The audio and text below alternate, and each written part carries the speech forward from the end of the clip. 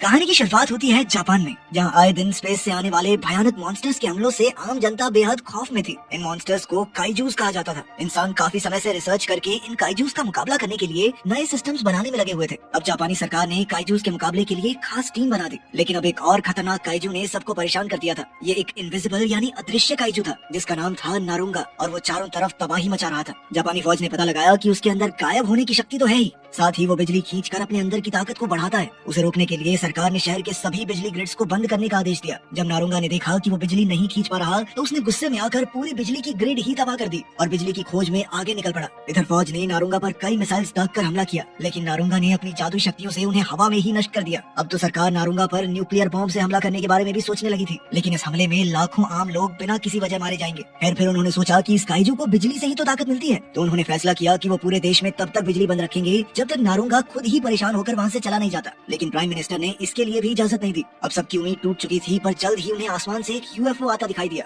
जो तेजी से नारुंगा के इलाके की ओर बढ़ रहा था। उस दौरान हम कामानागा नाम के एक स्पेशल एजेंट को देखते हैं, जो एक छोटे बच्चे के पीछे दौड़कर उसे नारुंगा के हमले से बचाने की कोशिश कर रहा था। इधर फौज ने देखा कि उस यूएफओ से एक बड़ा सा रोबोट उतरा, जो इंसान के रूप में दिखाई दे रहा था, इसलिए उसे ह्यूमनॉइड नाम दिया गया। जब नारुंगा को ह्यूमनॉइड से खतरे का एहसास हुआ, तो उसने 5 लाख वॉट्स की बेहद खतरनाक बिजली के झटके से वार किया, लेकिन ह्यूमनॉइड पर इतने ताकतवर हमले का भी कोई असर नहीं हुआ, जिसे देखकर सब हैरान रह गए। जब नारुंगा को इसका एहसास हुआ, तो वो अचानक से गायब होकर वहाँ से भाग निकला। फिर ह्यूमनॉइड ने अपना हाथ उठाकर इशारा किया, जिससे उसके हाथ से जबरदस्त प्लाज्मा बीम निकली, जो सीधा नारुंगा को जा लगी और वो वहीं भस्म हो गया। इधर ऑफिसर्स ने देखा कि ह्यूमनॉइड ने उन्हें नारुंगा से बचाया था, तो उन्होंने उससे बात करने की कोशिश की, लेकिन उसी पल ह्यूमनॉइड तेजी से हवा में उड़कर गायब हो गया। खैर, इस घटना के कुछ दिन बाद एक नई लड़की स्पेशल साइंटिफिक रिसर्च टीम में शामिल हुई, और उसका नाम था असामी। वो ग्रुप के कैप्टन तामुरा और उसके बाकी साथियों से मिली। उस दिन कैप्टन तामुरा ने अपने बॉस को अंतरिक्ष से आए ह्यूमनॉइड की रिपोर्ट दी। हालांकि वो ये नहीं जानते थे कि वो था कौन और कहाँ से आया था, पर टीम ने उसे अल्ट्रामैन का नाम दिया। खैर, जल्द ही उन्हें खबर मिली कि शहर में एक नए काइजू ने हमला कर दिया है, और वो सब मिलकर उसका सामना करने को तैयार हो गए। ये मॉन्स्टर जमीन के अंदर घुसकर आगे बढ़ रहा था, जिसके चलते चारों तरफ भयंकर भूकंप आ रहे थे।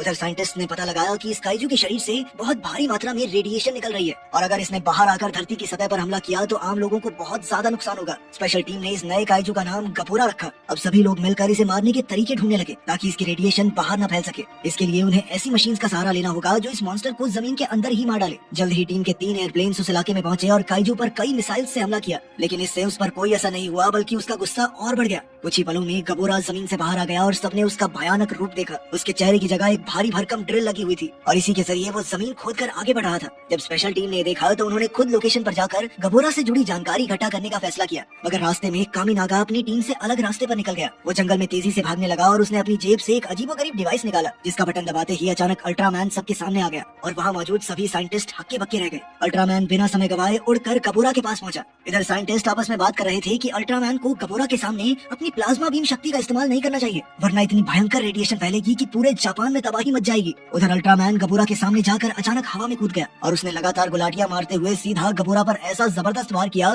कि वो बहुत दूर जा गिरा। इस हमले से गबोरा गुस्से से भर गया और उसने अपनी ड्रिल मशीन की ताकत से अल्ट्रामैन पर पलटवार किया। उसने अल्ट्रामैन को नुकसान पहुंचाने की पूरी कोशिश की, मगर अल्ट्रामैन ने एक ही मुक्के में उसे दूर फेंक दिया। गबोरा को एहसास हुआ कि उसके ये वाले हमले काम नहीं करेंगे, तो उसने अल्ट्रामैन पर अपनी रेडिएशन बीम से हमला किया, लेकिन अल्ट्रामैन ने अपने चारों ओर एक सुरक्षा कवच बनाकर अपना बचाव किया, मगर जल्द ही उसने अपना सुरक्षा कवच भी हटा दिया, जिससे सारी रेडिएशन बीम सीधा अल्ट्रामैन के शरीर में समा गई। इससे उसके शरीर के लाल पुर्जे हरे होने लगे। इतनी भयंकर रेडिएशन बीम से हमला होने पर भी अल्ट्रामैन गबोरा की ओर आगे बढ़ रहा था। जैसे ही वो गबोरा के करीब पहुंचा, तो उसने गबोरा को ऐसा जोरदार मुक्का मारा कि गबोरा वहीं बेहोश होकर गिर गया। फिर अल्ट्रामैन उसे उठाकर हवा में उड़ गया और एक बार फिर अंतरिक्ष में गायब हो गया। इधर साइंटिस्ट की टीम अल्ट्रामैन की बहादुरी देखकर हक्की बक्की रह गई, मगर असामी ये सोचने में लगी हुई थी कि अल्ट्रामैन ये कैसे जानता था कि उसे गबोरा पर अपनी प्लाज्मा बीम से हमला नहीं करना। खैर, कुछ दिन बाद हम देखते हैं कि अल्ट्रामैन पूरी दुनिया का हीरो बन चुका था, जो काइजूस का मुकाबला करके इंसानों की रक्षा करता था। मगर एक दिन अचानक स्पेशल टीम के सभी कंप्यूटर्स और डिवाइसेस बंद पड़ गए और उनका सारा डेटाबेस साफ हो गया। इसी दौरान एक रहस्यमयी क्रीचर टीम के सामने आया, जिसका नाम था ज़ारा। उसने कहा कि वो दूसरे ग्रह से आया है और सभी उसे एलियन नंबर 2 भी कह सकते हैं। वो यहाँ पर सिर्फ बात करने आया था। दरअसल जब वो यहाँ आया, तो उसके चारों तरफ एक शक्तिशाली इलेक्ट्रोमैग्नेटिक फील्ड पैदा हो गई, जिससे सभी इलेक्ट्रॉनिक डिवाइसेस बंद पड़ गए थे। खैर, अब उसने अपने दिमाग की शक्ति से सभी कंप्यूटर्स और डिवाइसेस को फिर से चालू कर दिया। अब ज़ारा ने कहा कि वो प्राइम मिनिस्टर से मिलकर इंसानों और एलियंस के रिश्ते आगे और भविष्य के बारे में बात करना चाहता है। समय के साथ साथ ज़ारा ने लोगों का भरोसा जीत लिया, लेकिन स्पेशल एजेंट्स को लगता था कि अगर लड़ाई हुई तो ज़ारा उनके लिए खतरा बन सकता है। असल में वो अपनी ताकत की मदद से किसी भी सरकार का डेटाबेस चुरा सकता था, यानी वो देश की खुफिया जानकारी उनके दुश्मनों को बेच सकता है। वहीं दूसरी ओर हम कामिनागा को देखते हैं, जो एक गाड़ी में अपने किसी पार्टनर से यही बात कह रहा था। उसने कहा कि ज़ारा लोगों को बेवकूफ बनाने के लिए उनका साथी होने का नाटक कर रहा है। और बाद में जब कामिनागा गाड़ी में अकेला था तो अचानक ज़ारा वहाँ उसके सामने आ गया। उसने अपना खतरनाक प्लान बताते हुए कहा कि इंसानों का खत्म होना बेहद जरूरी है, क्योंकि वो बाकी सभी प्रजातियों के लिए खतरा बन सकते हैं। ज़ारा ने कहा कि इंसानों पर भरोसा नहीं किया जा सकता, वो आपस में ही लड़ते रहते हैं और साथ ही वो अपनी आबादी भी लगातार बढ़ाए जा रहे हैं। ये सुनते ही कामिनागा ने कहा कि वो ज़ारा को ऐसा कुछ भी नहीं करने देगा, लेकिन ज़ारा ने कहा कि अल्ट्रामैन भी उसका कुछ नहीं बिगाड़ सकता। तब ये खुलासा होता है कि ज़ारा जानता था कि कामिनागा ही अल्ट्रामैन बनकर सबकी जान बचा रहा है। अब ज़ारा कामिनागा को बेहोश करके अपने साथ ले गया। इस घटना को 3 दिन बीत चुके थे और सीक्रेट डिपार्टमेंट अभी भी कामिनागा की तलाश कर रहा था। एजेंट्स ने कुछ तस्वीरें और वीडियोस निकाली जिससे कामिनागा का पता लगाया जा सके, मगर इस दौरान उन्हें एक ऐसी वीडियो मिली जिससे सबके होश उड़ गए। इस वीडियो में कामिनागा ने एक डिवाइस का बटन दबाया, जिसके बाद वो अचानक अल्ट्रामैन में बदल गया। ये देखकर सबको पता चला कि कामिनागा ही असली अल्ट्रामैन है। उसी समय खबर आई कि अल्ट्रामैन एक शहर में घुसकर तोड़ फोड़ मचा रहा है। किसी को समझ नहीं आ रहा था कि आखिर वो इस तरह सबको नुकसान क्यों पहुंचा रहा था, जबकि पहले तो उसने ही काइजूस से इंसानों की जान बचाई थी। खैर, अब सरकार का ये मानना था कि अल्ट्रामैन शुरुआत से ही इंसानों का रक्षक नहीं था। असल में सभी मिनिस्टर्स ज़ारा की दी हुई जानकारी पर ही विश्वास करते थे। इसी दौरान हम देखते हैं कि आसामी को एक खुफिया पैकेज मिला जो कामिनागा की तरफ से था। उसके अंदर वही डिवाइस था जिसकी मदद से वो अल्ट्रामैन का रूप लेता था। अब आसामी कामिनागा के पुराने पार्टनर से मिली और उन दोनों ने डिफेंस टीम के इस डिवाइस के बारे में बात की। इसके बाद आसामी और कामिनागा का पुराना साथी मिलकर उस जगह की तरफ निकल पड़े जहां अल्ट्रामैन को बंदी बनाकर रखा गया था। इसी दौरान कैप्टन तामुरा और उसकी टीम ने फौज को सलाह दी कि वो अल्ट्रामैन पर हमला न करे। जल्द ही आसामी उस जगह पहुंच गई जहां कामिनागा को कैद किया गया था। आसामी ने उससे पूछा कि उसने अपनी सच्चाई के बारे में सबसे झूठ क्यों कहा, तो कामिनागा ने जवाब दिया कि मैंने कभी झूठ बोला ही नहीं, मैंने तो सिर्फ चुप रहकर अपनी सच्चाई छुपाए रखी। खैर, फिर आसामी ने उसे आजाद करके उसका डिवाइस वापस किया, मगर उसी समय अचानक नकली अल्ट्रामैन ने वहाँ हमला करके आसामी को बंदी बना लिया। तब कामिनागा ने बिना समय गवाए अल्ट्रामैन का रूप ले लिया, जिससे सबको पता चल गया कि वही असली अल्ट्रामैन है। फिर उसने एक जोरदार वार से नकली अल्ट्रामैन को दूर फेंक दिया। इसके बाद उसने आसामी को बचाकर एक सुरक्षित जगह पर रखा।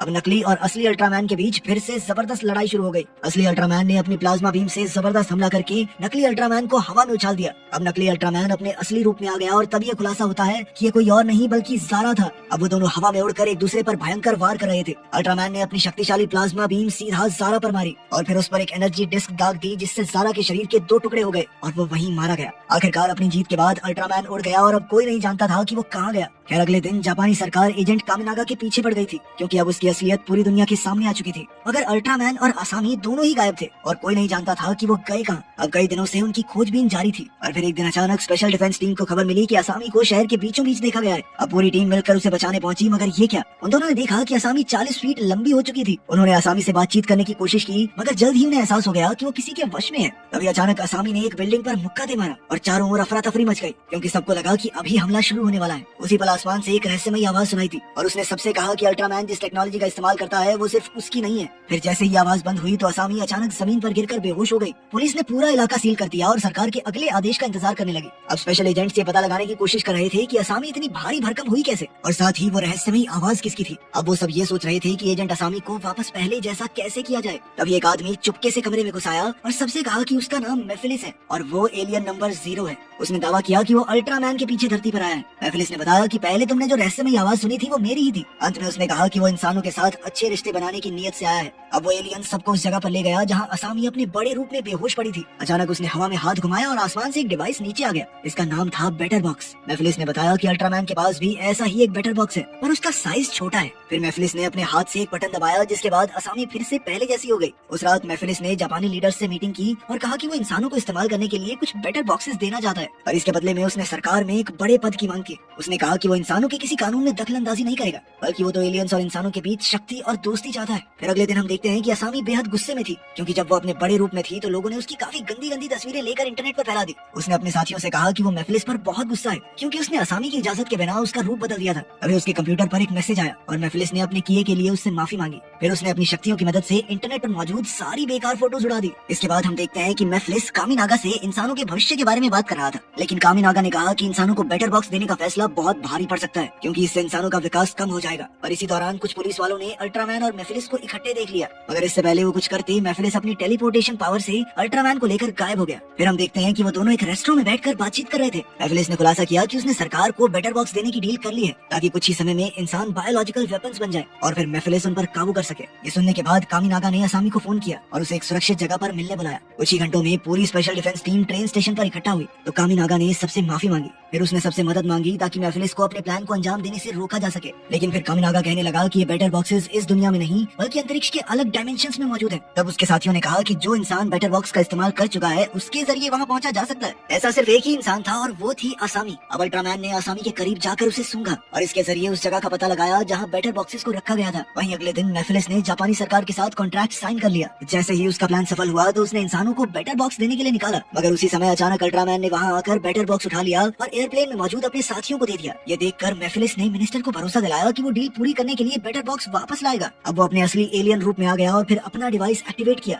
और एक बड़े से मॉन्स्टर में तब्दील हो गया। जल्द ही पास ही के एक इलेक्ट्रिक स्टेशन में अल्ट्रामैन और मेफिलिस के बीच घमासान युद्ध शुरू हो गया। अल्ट्रामैन और मेफिलिस दोनों एक दूसरे पर लगातार वार कर रहे थे। फिर अल्ट्रामैन ने मेफिलिस पर अपनी एनर्जी डिस्क से हमला कर दिया, मगर मेफिलिस पर इसका कोई असर नहीं हुआ। इसके बाद उन दोनों एलियंस ने अपनी प्लाज्मा बीम से हमला किया, जिनके आपस में टकराते ही वहाँ जबरदस्त धमाका हुआ। लेकिन मेफिलिस की प्लाज्मा बीम ज्यादा ताकतवर साबित हुई। उसे लगा कि वो जीतने ही वाला है, इसलिए वो अल्ट्रामैन का खात्मा करने के लिए उसकी ओर बढ़ता जा रहा था। लेकिन जल्द ही उसने देखा कि वहाँ एक और एलियन मौजूद था। उसे देखते ही मेफिलिस ने तुरंत अल्ट्रामैन से हार मान ली। उसने अपना बैटर बॉक्स उठाया और तुरंत धरती से बाहर चला गया। अंत में हम वही जंगल देखते हैं जहाँ नरुंगा का हमला हुआ था। कामिनागा वहाँ आया और अपने ही शरीर के पास जा पहुंचा। तब ये खुलासा होता है कि उस दिन कामिनागा उस बच्चे को बचाते हुए मर गया था और तभी से अल्ट्रामैन कामिनागा बनकर इंसानों के बीच रहने लगा। उसका असली नाम था लिपाया। तभी जंगल के पेड़ों के बीच एक और रहस्यमय एलियन दिखाई दिया। ये वही एलियन था जिसे देखते ही मेफिलिस धरती छोड़कर भाग गया था। इसका नाम जाफी था और वो धरती पर इसलिए आया था क्योंकि लिपाया एक इंसान का भेष बनाकर धरती पर रह रहा था और इस तरह उसने एलियंस के बनाए कानून को तोड़ा था। अब इंसानों को बैटर बॉक्स के बारे में भी पता चल गया था और अब वो ये समझ चुके थे कि उनकी साइंस कितनी पीछे है, तो अब वो तरक्की पर ध्यान देकर उनकी ही तरह एडवांस हो जाएंगे। लेकिन जाफी ने सोच लिया था कि वो इंसानों को अपने जितना समझदार बनने से पहले ही धरती को खत्म कर देगा। फिर जाफी ने पूरी धरती को तबाह करने के लिए ज़ेडॉन नाम का सबसे भयंकर हथियार हवा में छोड़ दिया। इस डिवाइस में से एक खतरनाक ऊर्जा निकलेगी जो पूरी धरती को ढककर उसे नष्ट कर देगी।